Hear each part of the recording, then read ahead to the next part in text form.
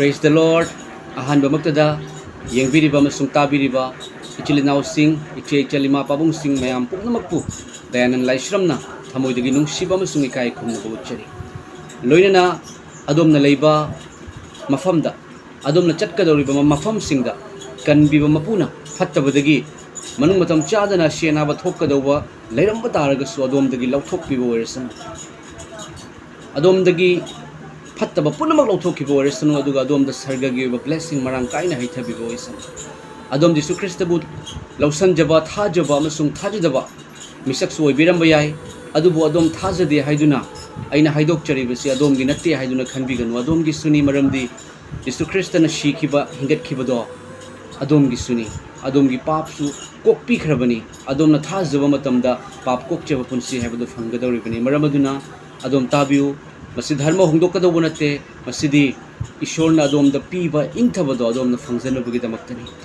ishorna tawbikibado adomda khanganabagidamaktani thagachari mayam ngasi karigumba kharadang ai phongdoksage haiduna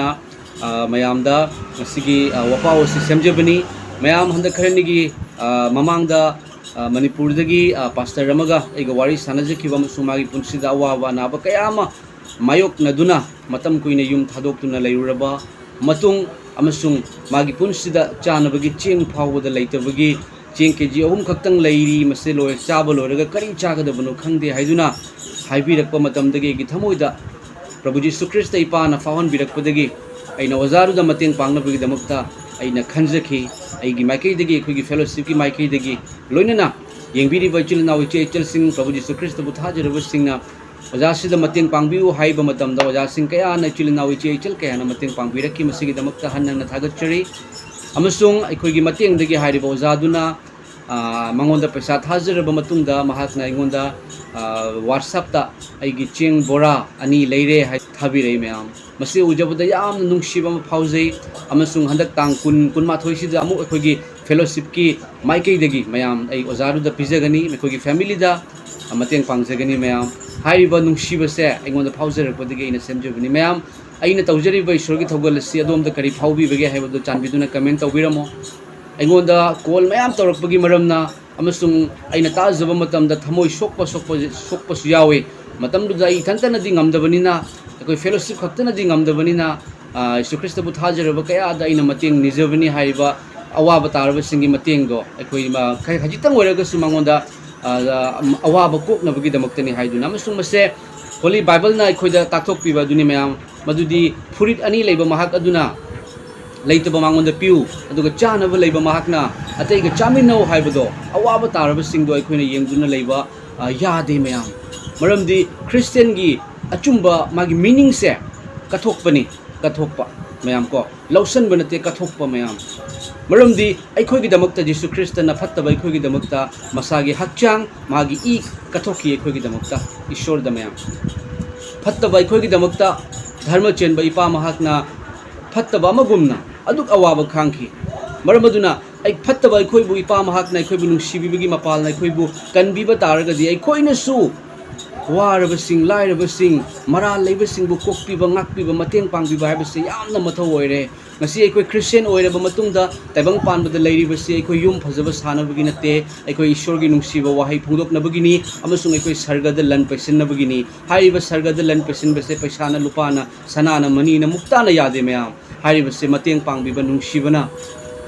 aikoi sargada lan paisingadawani amasung aina aigi thamoida phaujarakpadagi aina semjaba mayamdagi su mateng nijaba matamda nuksijarabi ichilina wajasing kaya na mateng pangbirei amasung mayam mase sumainat asumna tawjabase mayam na kari khanbi aina tawriba thabakse mayam adomna yabibra adomna saugatpibra natraga adomna kari phaubi natraga su adomna karigumba ingonda suggestion gumba piningba leiraga su mayam aingonda pibirau aidi kana su nachade adubu Jesu Krista gi nungshiba khangjarakpadagi aina ipagi nungshiba ipagi thogal tawjaribani mayam adongi comment phongdokpiramo mayam ko thagachari ahan bada ishorgi wahai amatang pathokserake mayam aina pathokserakadoribasi Matthew dagini Matthew gi panduk taragi mayam Matthew gi panduk taragi pada nipan da sumna hai anabasing fahalu kusti thungbasing senghalu asibasing hingathalu amasung bhutsing tanthu nekhoina lemna phangba du lemna pitho hai amen anaba fahalu भूत चंग तांथु असीबसिंगसु हिंगदहलु नखोइद Lemna पीबा हाइबदि मदो ईश्वर की खुदोलनी थाजरबा अदोम ईश्वर की gift खुदोल पीख्रबनी हाइबा खुदोल अदोम निंगसिंग बिउ अमसुंग ईश्वर ना अखोइद ताकपीबदि अखोइद फोंदोक पीबदि ईश्वर ना अखोइद पीबीबा खुदोल सिंग अदो लेमना पिथु हाइ मयाम लेमना ngasi ne ईश्वर की थगोल तौजरीबसि यूट्यूब ता चैनल अमा सेमगा अइगोंदा कानबा फंगदे तैबंग पानबिगी ओबदा पैसा की लुपागी कानबा अमत फंगदे मैम अइदी था फारगा बेतन फंगबा अदुगुम्बा क्रिश्चियन दुसु अइदी नचदे अइदी दुकान मचा अमा फमजै मैम दुकान सिसु हाना नौ नौना फास्ट फूड की तौरको मतमददी याम योलम्मे नोंगमदा लुपा लिसिंग मरी मंगा योलम्मी अदुबु अइने हेक फमखिबदगिदी अतोप दुकान मैम अमसु फमजनख्रे अदुगा मैखोइदी जूसु जोली जूसु पिथई अदुना सा जू तौबगी मरम न मैखोइद अयाम मिचंग नै मरम अदुना अइगी दुकान की योन याम वाले मैम याम वाले अदुबु इपान अइगोंद वालन बिदे अइगी मथौ ताबा नोंगमदा चंगदब यादबदु इपान अइगोंद पिनबी मैम को अमसुंग इपान अइगी चाहुम पिबी हारिबे चाहुम से अइगी दमक्त लन्नी इपागी थौजालदगी मिथोय मिहेन ओइरक्पा मतमद मैम करिगी दमक्ता वागदोगनो अमसुंग इपान अइखोइद वाहन बिदे यीशु ख्रिस्त ना अइखोइद पितत पाततबगुमना थंबिदे मैम अमसुंग अइने ईश्वरगी थगोल तौजरीबसि अइ लेमना थगोल तौजबनी मैम मरमदी अइगी कनबीबा ngamdraba कनबीफम लेत्रबा पास्टर फुरबा फुरमबा क्वाइदगी फत्तबा इसे यीशु ख्रिस्त ना अइबु यामना नुंगसिबीबगी मरमना इपागी नुंगसिबा खंगजबदगी अइना फोंदोकसरिबनी अखोई मैम असुम तौमिनसी मैम अदुगा अखोइना पिथोगा अखोई हंतगदबो नते मयेंग तागदबोसु नते हेंगलक्कदबोनी इसे ईश्वर की वाहिनी को मैम ईश्वर की वाहिनी मरम अदुना अखोई अहानबदा अखोई इपागी नुंगसिबसे तसेंगना खंगजबा मतमदगी अखोई ईश्वर की नुंगसिबसे अखोई फोंदोकमिनसी अइना चलुबा मफमदा अइगी इबुंग मनुंगदा यीशु ख्रिस्त की अचुंबदो खंगदु खंगनमिनसी यीशु ख्रिस्त की अचुंबा खंगदबा मियोय कया अमा लैरी मतम अमदा अखोइसु लैरमी हाउगी लाइनी हाइबा अंग्रेज संदोम धर्मनी हाइबा मतौ करमने इंडिया द क्रिश्चियनिटी लाखिबगे यीशु ख्रिस्त की अफबा वपाउ लाखिबगे हाइबसे खंगमदे अमसुंग असि खंगदबा मयाम अमा लैरी यीशु ख्रिस्त की थौगलोय सिंगी मनुंगदा अमा ओइरिबा थॉमस इंडिया द लाखि साउथ केरला द लाक्तुना महाकना जीशु की अफबा वपाउ संदोकपा हौखिबनी मतमदुदगी इंडिया द जीशु ख्रिस्त थाजुबा हौखिबनी हाइरिबसे अखोइना हाइदोक्तरगदि अचुंबसे कनाना हाइदोकनी ब्रह्मदुना अखोइ हाइदोकमिनसी अदुगा जीशु ख्रिस्तना अइगी अफबा वपाउ संदु हाइबदो मयाम यीशु ख्रिस्तना अफबा वपाउ संदु हाइबसे हाइबा अफबा वपाउ दो मयाम के अदुगा यीशु ख्रिस्तना अफबा वपाउ संदु हाइबना हाइबिबदो हाइबा अफबा वपाउ दो अखोइना फोंदोकमिनसी मरमदि अफबा वारबा सिरगे हाइना खल्लबा सुसाइड तौरगा नुंगाइरनी हाइना खल्लबा मते मनाउ खनरबा हातोकनबा येंगथीबा लैरबा मतमदा अखोइना जीशुना नंगबु याम नुंगसी हाइबगी नंगी दमक्ता सीदुना फुमदुना हिंगतखिबनी जीशुदी धर्म संदोकपा लाकपा नते हाइदुना अखोइना फोंदोकचबगी मथौ तारे मे अदुबु ngasiदी क्रिश्चियन सिंगी मरक्तसु नुंगसिनदबसु अदुम यावी डिनोमिनेशन ना मरम ओइरगा अखोइ डिनोमिनेशन ना मी यामी अखोइ डिनोमिनेशन ना मी ली यीशु ख्रिस्तना डिनोमिनेशन तोंगा तोंगा ना खाइदु हाइना हाइरमबगुमना क्रिश्चियन अमना वाबा मतमदा अदुदी मैखोइगी डिनोमिनेशन गिने मैखोइना ओइना जेंगजेसनो अखोइना येंगबा यादे हाइबगी मवोंगदा अदु नते अखोइ पुनगदबनी अखोइ अमत्ता ओइगदबनी यीशु ख्रिस्त की मचा से अमेरिका की ओइगेरा इंग्लैंड की ओइगेरा अखोइ अमत्ता ओइना लेबगी मथौ ताय हारिबदो अमत्ता ओइहनबा मतमदा अदोमगी रेस्पोंसिबिलिटी लई अइगी लई मयाम अइगी लई अइगी युम खक्ता अइना नुंगसिबा यादे मियोइबाबु नुंगसिरकबगी मथौ ताय अखोइदा अइगी मागी हाइना खाइदोकपा यादे यीशु ख्रिस्तना सिखिबदो थाजदबा मिसिंगी ओइरगदी क्रिश्चियन सिंगी मरक्ता करिगिदमक्ता अइगी मागी हाइना खाइदोइबनो अवाबा म तारकपा मतमदा अदुदी मागिनी माना येंगजगदबनी हाइना खनबसु लई पुनमक्ति नत्तेको हाइजरिबसु मसिनी मयाम अखोइ ईश्वरगी नुंगसिबसे फोंदोकमिनसी अदुगा मयाम हाइरिबा ओजा पास्टर दो ममांगदा वारी सानबा नचदे खंगजबा नचदे अदुबु मागी अवाबा मतमदा इंगोंदा अवाबा फाउजरै मरम अदुना अइना मयामदगिसु मतेंग निजबनी अदुगा अइगी माइकैदगिसु फेलोशिपकी माइकैदगिसु हंदक तांग 18 गी दुदा अखोइ सोदना मतेंग पांगजगनी मयाम अदो अइना तौजरिबसे मयाम अवाना तारबसिंगी मतेंग पांगजबा मयामदगिसु अइना सनखाइ खोमगा अवाबदुदा पिजबसे पीरगा मतेंग पांगजबसे मयाम अदोमना करी फाउबी अइना तौजरिबसे अचुंबनी हाइना खनबिब्रा नत्रगना लाली हाइना खनबिब्रा अदोमगी कमेंट अदो फोंदोकपिरमु अइंगोंदा अदोमगी वाखल अदो थौगतपिरमु हाइदुना हाइजगे अदुगा यीशु ख्रिस्तना अखोइ पुनमक पुनुंगसी मयाम महाक लाकपगी मतम ओइरबनी यीशु ख्रिस्ता नावेकपगी मतम हौख्रबनी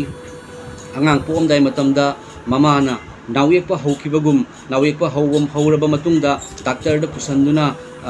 मिकुप खरगी मतुंगदा अंगांग ꯄꯣꯛꯄꯒꯨꯝ ꯑꯩꯈꯣꯏꯁꯨ ꯌꯤꯁꯨ ꯈ꯭ꯔꯤꯁꯇ ꯂꯥꯛꯄꯒꯤ ꯍꯥꯏꯔꯤꯕ ꯅꯥꯎ ꯌꯦꯛꯄꯗꯣ ꯍꯧꯈ꯭ꯔꯦ ꯍꯌꯦꯡ ꯂꯥꯛꯀꯗ꯭ꯔꯥ ꯍꯣꯔꯦꯟ ꯂꯥꯛꯀꯗ꯭ꯔꯥ ꯍꯥꯏꯕ ꯈꯪꯗꯦ ꯃꯔꯝ ꯑꯗꯨꯅ ꯑꯩꯈꯣꯏ ꯂꯥꯟ ꯐꯤꯖꯦꯠ ꯁꯦꯠꯁꯤ ꯃꯌꯥꯝ ꯂꯥꯟꯒꯤ ꯐꯤꯖꯦꯠ ꯁꯦꯠꯂꯒ ꯂꯩꯁꯤ ꯂꯥꯟꯒꯤ ꯐꯤꯖꯦꯠ ꯍꯥꯏꯕꯗꯤ ꯃꯤ ꯍꯥꯠꯇꯣꯛꯅꯕꯒꯤ ꯅꯠꯇꯦ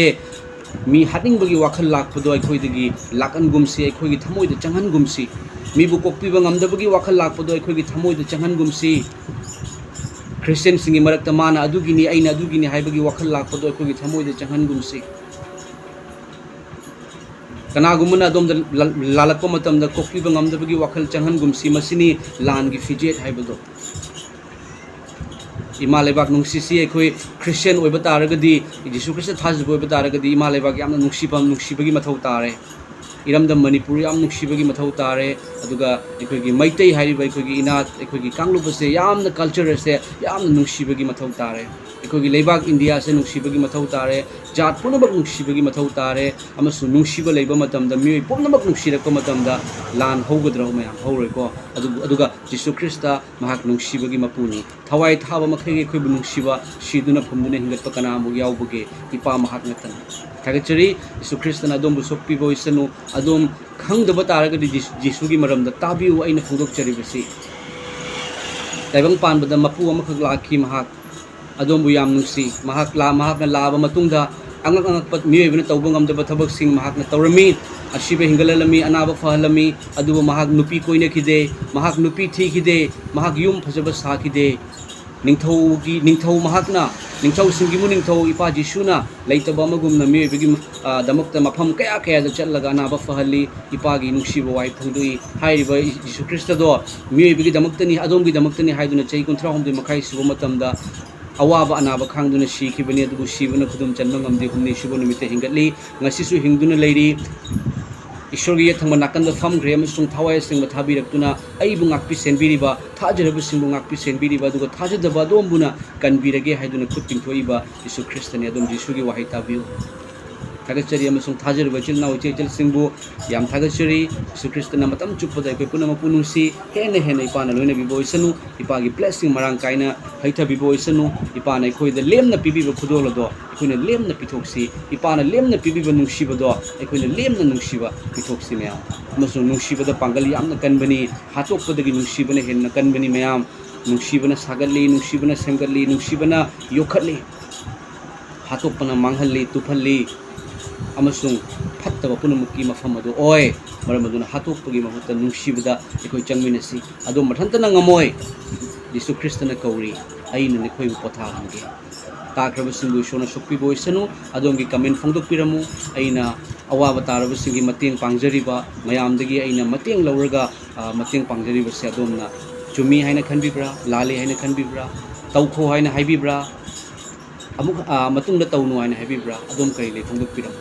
ꯑꯗꯨꯕꯨ ꯏꯄꯥꯅ ꯑꯩꯉꯣꯟꯗ ꯐꯣꯡꯗꯣꯛꯄꯤꯕꯗꯤ ꯂꯩꯈ꯭ꯔꯦ ꯊꯥꯒꯠꯆꯔꯤ ꯄꯨꯝꯅꯃꯛꯄꯨ ꯏꯁꯣꯔꯅ ꯁꯣꯛꯄꯤꯕ ꯑꯣꯏꯁꯅꯨ ꯑꯅꯥ ꯑꯌꯦꯛ ꯀꯣꯛꯍꯟꯕ ꯑꯣꯏꯁꯅꯨ